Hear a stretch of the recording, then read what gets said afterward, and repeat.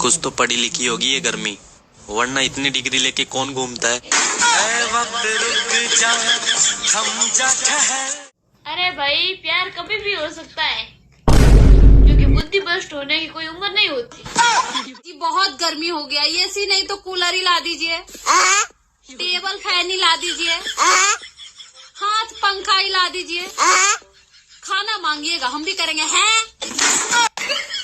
मेरे पैसा कब देगा तू? अरे कल जो 100 रुपये लेते वो कब देगा? इतना सुंदर क्यों? पता नहीं ऐसा क्या है मेरे चेहरे में। भाई कल तेरा पेपर है, पढ़ ले। अबे भूतनी के कल तेरा पेपर है, पढ़ ले।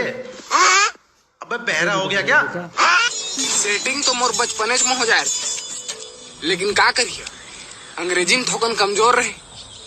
ओह मोला आई लव यू मैसेज भेजिस, मैं कंपनी के एक डिलीट कर पा रही।